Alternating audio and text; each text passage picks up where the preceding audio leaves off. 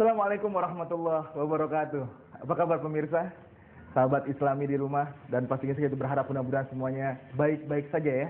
Dan ketemu lagi dengan saya Eko Bando dalam sebuah acara Mozaik Islam yang akan membahas tentang bagaimana semua yang tentang berkaitan dengan Islam. Pemirsa, kesehatan merupakan sebuah nikmat dan anugerah yang sangat luar biasa dari Allah Subhanahu wa taala. Lalu bagaimana kalau misalkan kita sakit? Jangan khawatir. Rasulullah Shallallahu alaihi wasallam telah memberikan kita contoh, yaitu dengan Tibun Nabawiyah. Bicara dengan Tibun Nabawiyah, pastinya kita akan bicara tentang salah satu unsurnya, yaitu bekam atau hijamah. Nah, sekarang kita akan mengupas tentang masalah bekam ini. Hari ini kita akan berbicara dengan salah satu praktisi dan juga sekaligus mubalik terkenal. Masya Allah, muda, ganteng, dan energik. Dia adalah Ustadz Jubah Ireng, dan kita akan mengupas tentang bagaimana kaitannya dan apa sih bekam itu. Yuk kita simak saja, masih di Mozaik Islam. Baik sahabat Islami, langsung saja kita jumpai Ustadz Jubah Ireng. Assalamualaikum Ustadz. Waalaikumsalam. Sehat Ustadz ya? Alhamdulillah. Saya kalau misalkan melihat Ustadz ini dengan tampilan seperti ini mengingatkan saya dengan salah satu penyebar agama Islam, Sunan Kalijogo ya. Kenapa Ustadz menggunakan kok hampir mirip nih seperti ini? Oh gitu. Sebenarnya kalau saya dibilang mirip Sunan Kalijogo mungkin jauh kali ya. Iya. Ya. Cuma karena saya salah satu dai dari Padepokan Dakwah Sunan Kalijogo. Mungkin sudah banyak lah orang tahu siapa pemimpinnya ya, atau pembina dari Padepokan Sunan Kalijogo. Jadi saya berpakaian seperti ini karena saya termasuk dai dari Padepokan Dakwah Sunan Kalijogo. Subhanallah. Baik Ustadz, ini sekarang kita sedang membahas nih sahabat Islami tentang masalah bekam. Nah, kita pengen tanya nih Ustadz, apa sih itu bekam Ustadz? Bekam ini kalau bahasa Arab ini al-hijamah ya, biasa disebut al-hijamah. Cuma ketika di Indonesia ada berbagai macam istilah, ada cantuk ya, ada kop, Cantuk, terus juga kop, bekam. bekam. Apa bedanya nih Ustadz? Jantuk, kop, dan bekam apa bedanya? Sebenarnya prakteknya sama, cuman namanya aja berbeda. Kalau di Arab bahasanya al-hijamah. Oke. Kalau di Indonesia? Di Indonesia ada bekam, ada juga cantuk. Jadi cuma namanya yang berbeda, tapi mungkin isinya sama. Prosesinya sama. Kayak gimana prosesinya Ustadz? Pembekaman ini kan adalah salah satu cara untuk mengeluarkan darah penyakit dari dalam tubuh. Darah ya. Wih, kalau misalkan kita ngomong darah nih Ustadz, sahabat Islami mungkin agak sedikit ngeri nih dengan darah. Nah, maksudnya pengeluaran darah apa ini Ustadz? Biasanya darah ini adalah yang mengandung toksin atau racun dalam tubuh. Toksin atau racun dalam tubuh. Kan kalau kita misalnya makan atau minum, mungkin ada unsur-unsur kimia di dalam makanan itu, nanti dia akan larut di dalam darah. Oh. Kalau tidak dikeluarkan, nanti akan menimbulkan berbagai macam penyakit. Oke. Kalau misalkan boleh tahu, kasus-kasus penyakit apa saja yang mungkin bisa disembuhkan atau dikurangi dengan terapi bekam ini Ustaz? Ya, di samping bisa menyembuhkan berbagai macam penyakit, bekam ini juga mencegah dari berbagai macam penyakit. Baik, jadi selain mengobati juga bisa mencegah. Jadi ketika kita bekam ini jangan sampai nunggu kita sakit dulu. Sebelum sakit, ya kita rutin bekam dalam rangka mencegah daripada datangnya penyakit tersebut. Baik, subhanallah. Jadi bekam ini bukan hanya sekedar alat terapi salah satu terapi pengobatan, tapi juga bisa mencegah penyakit. Baik. Nah, tadi kita pengen tanya tuh Ustaz, penyakit-penyakit apa saja sih yang kira-kira bisa efektif cepat dengan bekam ini, apa aja Ustaz? Ya, penyakit di sini ada penyakit medis, ada juga penyakit non medis. Medisnya apa nih Ustaz? Sahabat Islami mungkin pengen tahu nih. Medis biasanya kalau yang sering terjadi ini masalah darah ya. Ada istilah kan darah tinggi. Darah tinggi. Sebenarnya kan istilahnya darah tinggi. Sebenarnya darah kotor yang mengendap kemudian tidak bisa mengalir. Oke. Nah, dengan cara kita membersihkan darah kotor yang ada di dalam tubuh ini, otomatis akan bisa menyembuhkan penyakit, bukan hanya penyakit yang kita tuju, tapi penyakit-penyakit lain yang ada di dalam tubuh kita akan ikut tersembuhkan dengan proses ini. Oke. Tadi darah tinggi ya. Selain darah tinggi Ustaz? Bisa ada kolesterol, pegal-pegal juga bisa, kemudian darah tidak lancar, kemudian kurang fit, itu juga bisa disembuhkan dengan pembekaman. Oh, itu kalau darah tinggi, darah kotor segala macam bisa ya. Kalau misalkan darah manis Ustaz bisa ya? Enggak ada. Kalau darah manis dihisap aja kalau. Allah. Baik, Ustaz. Nah, ini ngomong-ngomong saya ngeliat biografinya Ustaz. Katanya Ustaz pernah buka lapak pertama-tamanya nih di Tanah Abang. Ini gimana ceritanya kok bisa seperti ini Ustaz nih? Kok bisa buka lapak dulu sih di Tanah Abang segala macam? Emang harus begitu dulu ya kalau untuk menjadi terapis bekam? Apakah memang ada sekolahannya atau memang langsung otodidak langsung Ustaz? Ya, kalau masalah buka lapak sih sebenarnya dalam rangka mengamalkan ilmu yang kita miliki. Subhanallah. Jadi kita menolong orang, sambil pada saat itu kita memang dalam rangka kuliah ya. Kuliah jadi sambil Kuliah terbuka gitu ya Ustaz ya? ya kuliah terbuka, kemudian Terbuka di atas apa bukan sekolahan, artinya di bumi terbuka gitu, di angkasa terbuka gitu. ya kuliah juga, kuliah juga ya? Nah kemudian kita amalkan, karena kalau misalnya ilmu ini tidak kita amalkan, kapan kita bisa mahir dalam ilmu tersebut gitu. Jadi memang harus terampil dalam. Terampil ya. Nah, Ustaz, sahabat Islami makin pengen penasaran nih Ustaz nih. Tadi kan ada bekam yang dibilang bekam basah dan bekam kering ya. Bekam. Nah, sekarang kita pengen ngebahas tentang masalah bekam basah dulu nih Ustaz. Prosesnya seperti apa sih mengeluarkan darah itu? Kan serem tuh Ustaz. Ya. Pertama tahapannya adalah kita ambil titik-titik yang memang disunahkan oleh Rasulullah Shallallahu Alaihi Wasallam. Subhanallah, ternyata memang ada titik-titik yang disunahkan ya. Ustaz. Sunahkan. Ada berapa titik Ustaz? Titiknya banyak, cuman diantaranya yang lebih dikenal itu, diantaranya di leher kanan dan kiri, kemudian juga di pundak dan di tengah-tengah leher ini. Oke. Baik. Terusnya kalau misalkan itu memang seorang terapis harus menghafal titik-titik itu juga? Ya, jadi kita nggak boleh sembarangan juga. Jadi setiap titik ini juga, misal untuk satu penyakit, lebih condong ke titik ini yang kita ambil. Oke. Ustaz, ada nggak sih syarat-syaratnya untuk membekam atau misalkan, oh ini harus sudah belum tidur atau misalkan ada syarat-syarat lain pada saat membekam itu biar efektif itu ada? Ya, kalau yang biasa di Pondok Terapi Sunan Kalijogo ini yang kita tangani adalah minimal si pasien ini jangan dalam keadaan kenyang. Jangan keadaan kenyang. Dalam keadaan kenyang. Nah, setelah proses pembekaman, misalnya kita bekam jam 10. Jam 10. Jam 11 selesai, maka boleh makan setelah jam 12. Jadi ada jeda. Ada jeda. Maksudnya apa Ustaz? Kok biar ada jeda itu apa fungsinya? Nah, ketika kita dibekam, misalnya kita ada penyakit, setelah dibekam maka akan terjadi proses penyembuhan di dalam diri kita. Kalau kemudian kita makan, maka akan condong lari proses pencernaan, jadi tidak penyembuhan lagi. Oh, jadi gitu. akan terhambat proses. Kalau misalkan tidak seperti ada jeda itu seperti kita sholat ya Ustaz ya, harus ada tumaninahnya berarti. Ada tumaninahnya. Subhanallah. Ada santainya juga gitu. Baik. Ustaz, ini kita banyak sekali pertanyaan-pertanyaan nih, misalkan tentang nanti prosesnya bagaimana, terus ya kasus-kasus yang pernah dihadapi oleh Ustaz pada saat membekam ini. Tapi nanti Ustaz, biar sahabat Islami juga pasti penasaran juga di rumah, dan kemana-mana kita akan setelah pesan-pesan berikut ini.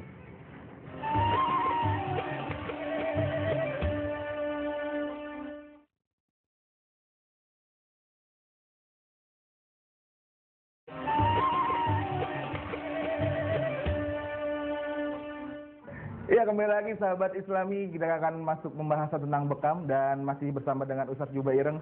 Ustadz, nih sekarang saya pengen bertanya nih Ustadz nih, mewakili pemirsa tentang masalah Ustadz, apakah ada anjuran untuk berbekam? Karena ini kan merupakan tibun nabawiyah nih. Berarti Rasulullah SAW juga pernah berbekam pasti Ustadz ya? Iya. Karena ini adalah sunnah dari Atib an-Nabawiyah, jadi dianjurkan oleh Rasulullah SAW. Tentunya ada dasarnya. Dan ini dasarnya luar biasa. Biasanya para malaikat menyampaikan wahyu itu kan turun ke bumi menemui Rasulullah.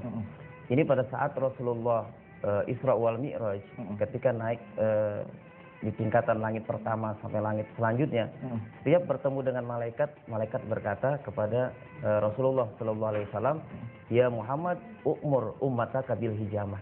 Ya Muhammad, perintahkan kepada umatmu untuk berhijamah. Hijamah ini bekam. Ya.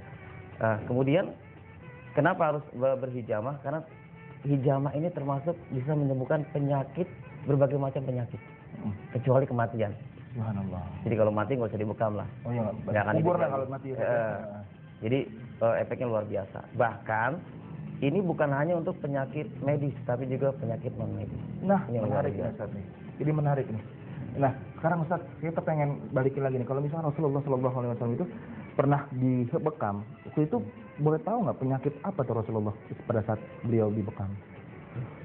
ada beberapa yang disukai oleh Rasul dan para sahabat yang berbekam, diantaranya di daerah Ummul Nagid, daerah-daerah yang disunahkan.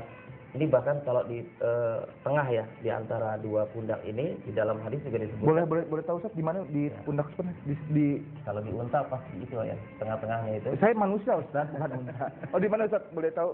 Ya, di pas tengah pergelangan ini. Oh, ini bisa menyembuhkan 36 penyakit.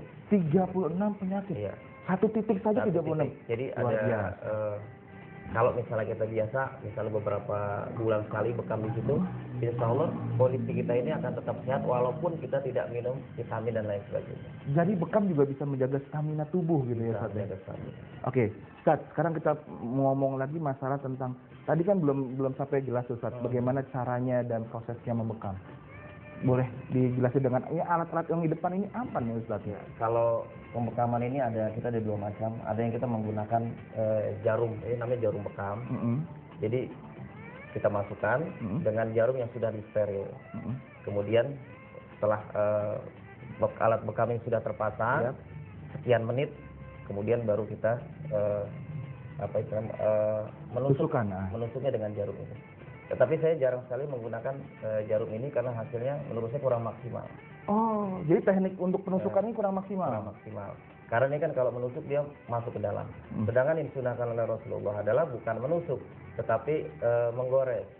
Sayatan gitu ya? Sayatan, dengan sayatan. Jadi saya lebih cenderung menggunakan silet ini. Waduh.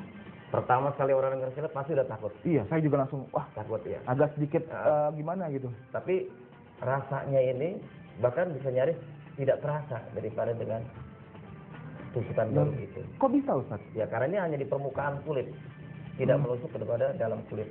Artinya terapisnya harus ahli. Harus ahli. Oh, baik. Ustaz, itu efeknya kalau misalkan nanti kan biasanya kan kalau habis dibekam kan namanya sayatan ya, pasti ada bekas dong. Itu perih atau tidak tuh Ustaz?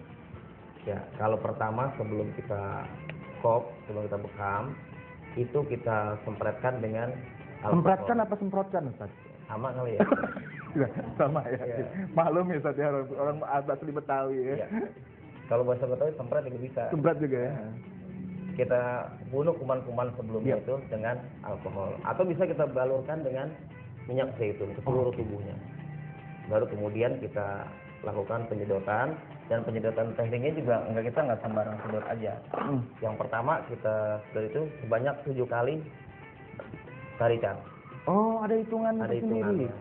Jadi itu udah maksimal 7. Sudah maksimal 7. Karena kalau terlalu kencang nanti juga akan menimbulkan seperti luka bakar. Masya Allah. Atau misalnya temponya 5 menit, kemudian kita ulur menjadi 15 menit, ini juga akan mengalami seperti terbakar kulit itu. Jadi teknik dan waktu alias timingnya juga harus tepat ya Ustaz ya, nggak sembarangan ya. Nah setelah itu Ustaz, setelah darahnya itu keluar, bagaimana cara merawat saat darah itu keluar itu gimana cara merawatnya Ustaz? Merawat atau artinya mengambilnya ya, artinya mengambilnya. Nanti dengan tisu yang sudah kita lapisi dengan kapas, maksudnya kalau misalnya masih ada darah yang tidak mengental itu kan tidak jatuh ke tubuh si pasien. Jadi kita ambil, kemudian kita lihat ini masih ada nggak darah kotornya. Kalau masih ada darah kotornya, kita lakukan lagi pembekaman yang kedua dengan 5 tarikan saja. 5 tarikan saja. Nah, tapi ketika sudah ditarik, kok muncul darah-darah putih. Nah, berarti sudah menandakan sudah bersih di dalam ini, tidak boleh diambil lagi. Baik. Ustadz, ini yang saya menarik di otak saya dan juga mungkin di pemirsa ada pertanyaan. Ini darahnya seperti darah biasa atau ada perbedaan darahnya? Kalau darah biasa kan encer tuh Ustadz. Kalau misalkan darah bekam ini darah kotor seperti apa biasanya? Darah bekam ini warnanya lebih hitam dan pekat. Dan misalnya kalau misalnya sudah keluar, dia tidak menetes. Dia mengental kayak gel gitu ya? Seperti gel, iya. Nah, setelah darah kotor, nanti ada sel darah mati, warnanya merah jambu. Sel darah mati. Di bawah sel darah mati ada sel darah putih. Nah, sel darah putih ini antara dengan sel darah bersih. Jadi kalau sudah sel darah putihnya keluar, sudah berarti pembekaman sudah cukup. Oke. Baik, Ustadz, itu teknik yang dengan sayatan pengeluaran darah. Kalau misalkan yang tadi Ustadz bilang teknik tanpa mengeluarkan darah, seperti apa Ustadz? Ya, misalnya pegal-pegal dalam keadaan mungkin malam-malam ya, kita tidak harus melakukan pembekaman basah misalnya, cuma sekedar kepengin badan ini enteng gitu. kita bekam dengan tarikan yang sama tapi tidak dengan sayatan. Oh, jadi tanpa sayatan biasa aja Biasa, gitu ya. iya. Seperti ilasi kalau misalkan kita di kehidupan sehari-hari kayak orang dikerok kali ya Ustaz ya. Tuh, nanti ada bekam meluncur juga namanya. Oh, Bekam ada meluncur. bekam meluncur. Subhanallah, banyak sekali teknik-tekniknya. Iya. Ada berapa teknik sih Ustaz dalam bekam ini? Kalau teknik sebenarnya banyak, tapi yang sering digunakan di antara bekam basah, kemudian bekam kering dan bekam meluncur. Ustaz, berapa lama Ustaz mempelajari pengobatan tibun nabawiyah ini? Sebenarnya kalau berapa lama, sampai saat ini pun kita masih mempelajari dan mendalami masalah tibun nabawi ini. Karena kalau misalnya tidak kita pelajari dan tidak praktekkan, maka kita tidak akan bisa menjadi profesional. Karena untuk memegang alat seperti ini pun kalau orang yang tidak biasa, jangankan menggores, mungkin pemegangannya sudah takut. Masya Allah, ya, besirat tajam lah ya Ustaz. Ya. Ustaz, balik lagi dengan masalah bekam kering. Sakit-sakit apa saja yang bisa diobati dengan bekam kering ini? Pegal-pegal, Pegal-pegal. terus ada kesleo, memar. Kesleo bisa juga, Kesleo, Ustaz, ya, ya? bisa. Jadi bisa dengan pembekaman kering tadi itu. Jadi kalau bekam kering ini beda dengan bekam basah. Kalau bekam basah adalah mengambil penyakit untuk dibuang. Kalau bekam kering memindahkan rasa sakit ini ke permukaan, jadi hilang sakitnya. Ustaz, Ya. kita agak sedikit berhenti sejenak karena masih banyak pertanyaan-pertanyaan yang mungkin saya akan pertanyakan kepada Ustaz. Pemirsa, pastinya kita akan masih banyak nih di hati kita, pikiran kita pertanyaan tentang masalah bekam. Atau di rumah udah siap-siap pengen ngomong, apa ya? Wah, nanti dulu. Kita akan kembali lagi setelah pesan-pesan berikut ini.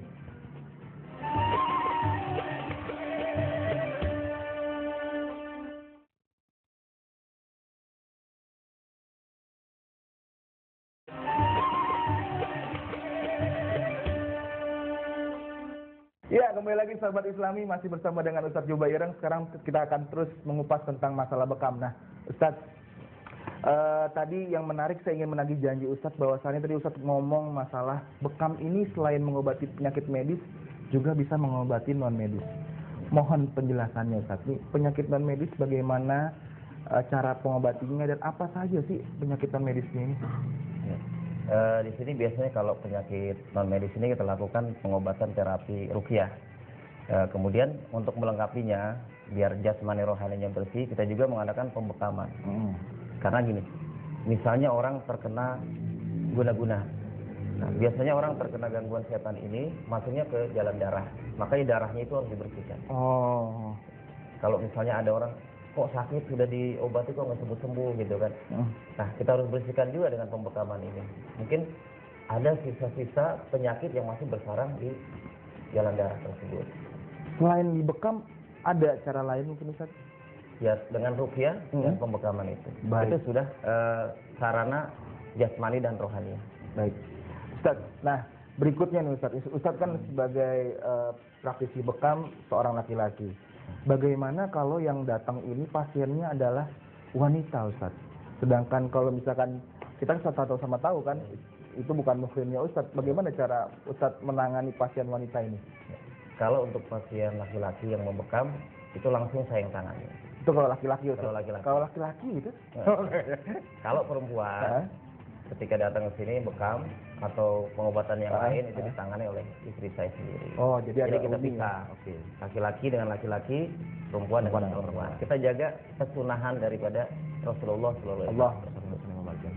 Ustaz, ini menarik nih Ustaz. Apakah setelah pembekaman misalkan sudah penyakit medis atau non medis ini, apakah Ustaz memberikan sebuah resep lain setelah dibekam?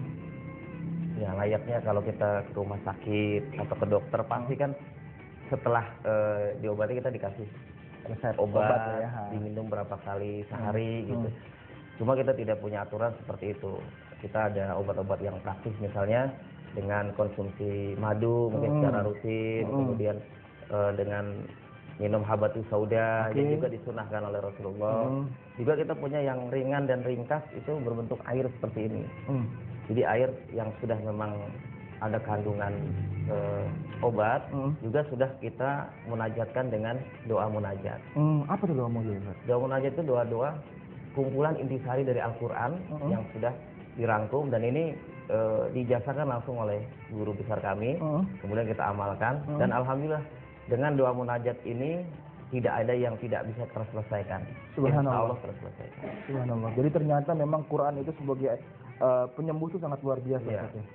Ustaz, nah ini ada nggak tentang anjuran waktunya gitu ya? Apakah misalkan seorang laki-laki pantasnya sebulan sekalikah atau 2 bulan sekalikah atau seminggu sekalikah, itu ada nggak waktu yang cocok untuk berbekam gitu? Ya. Kalau waktu berbekam yang sunnah, di sini kita hari Senin, Selasa dan Kamis waktunya. Kalau durasi waktunya lama, Tergantung keluhannya. keluhannya. Kemudian waktu yang tepat itu adalah dari jam 8 sampai jam 11 itu waktu-waktu yang Pagi, bagus. siang, sore? Pagi. Pagi jam 8 pagi sampai jam 11 siang. Atau sebelum sarapan lah. Hmm. Nah, kemudian ini bagus mana nih? Apakah perempuan tidak perlu dibekam? Karena kan perempuan sudah ada bekam alami ya. Yap. Karena datang Menstruasi, bulan ya. gitu kan. Sebenarnya tidak laki-laki dan perempuan. Sunnah ini menyeluruh buat laki-laki dan perempuan. Yap. Karena yang darah yang dikeluarkan pun beda. Melalui caranya gitu. Ustaz, selama Ustaz berpengalaman berbekam ini, berapa banyak orang yang telah menikmati hasil dari bekam Ustaz? Artinya yang sudah sembuh dengan bekam. Ya mungkin kalau dihitung kita tidak bisa menghitung ya, karena dia juga pasien kan silih berganti dan banyak. Dan satu pasien pun tidak hanya datang bekam satu kali, beberapa kali. Kalau memang beliau sudah sembuh, kemudian bekam yang kedua sebagai jaga stamina. Yang stroke pun sudah banyak juga kita tanganin, alhamdulillah. Yang tadi tidak bisa jalan, kemudian sudah bisa jalan kembali. Kalau kasus terberat Ustaz, penyakit terberat yang pernah Ustaz obati dengan Tibun Nabawiyah bekam ini apa Ustaz? 2, yaitu stroke dan penyakit gula darah. Gula darah. Karena gula darah ini kan kita harus hati-hati banget. Karena kalau hayatan ini sampai melebar dan tidak sembuh, malah tambah besar dia lukanya. Jadi ada teknik khusus. Mungkin kalau misalnya ada gula darah yang kering, kita bisa gunakan dengan jarum tadi itu agar tidak melebar. Penusukan tadi. Baik. Ustaz, untuk yang terakhir Ustaz, boleh nggak minta tips-tips sehatnya Ustaz untuk bagaimana sih seorang muslim untuk bisa menjaga kesehatannya dalam rangka menjalankan aktivitasnya? Apa yang dikatakan oleh Rasulullah itu kebenarannya sampai akhir zaman. Allah.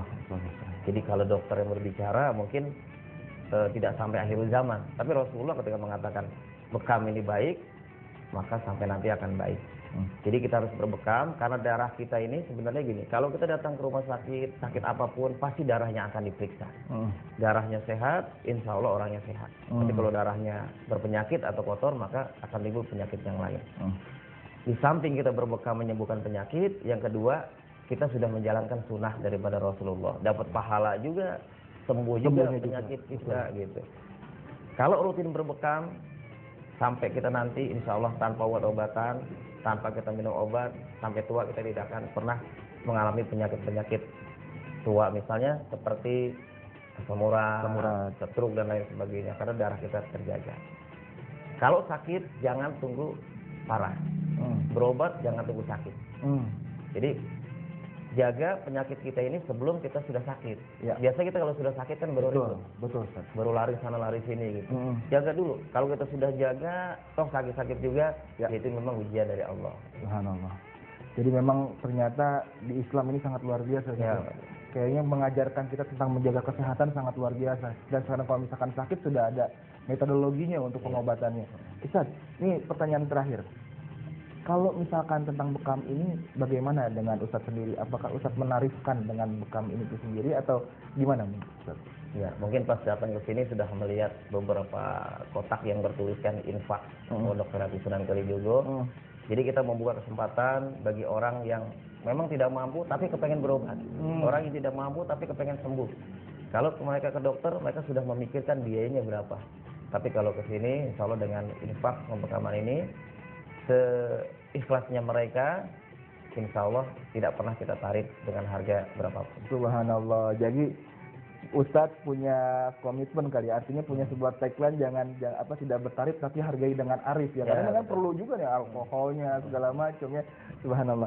Ustadz, terakhir nih Ustadz nih untuk menutup jumpa kita kali ini, ada nggak pesan-pesan buat pemirsa bagaimana cara untuk berbekam ini yang baik, kemana bagusnya berbekam ini? Silakan Ustadz.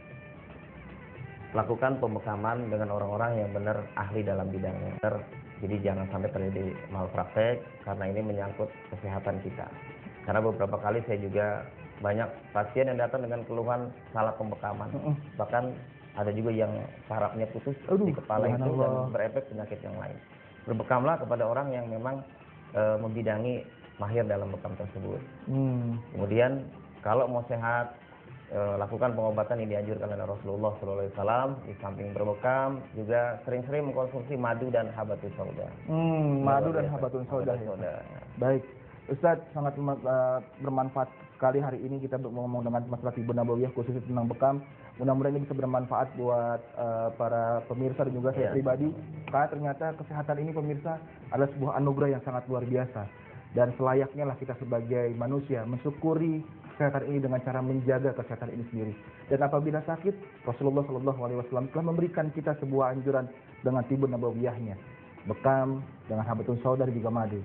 Mudah-mudahan perbincangan kali ini merupakan perbincangan yang bisa membuat sebuah ilmu dan juga membuka cakrawala pemikiran kita. Ya pemirsa, semoga kita ketemu lagi di acara Mozaik Islam di episode berikutnya yang pastinya akan lebih seru dan lebih banyak ilmu-ilmu yang berguna. Saya Eko Bandung mengucapkan terima kasih banyak. Hasbunallah. Assalamualaikum warahmatullahi wabarakatuh. Terima kasih, Ustaz.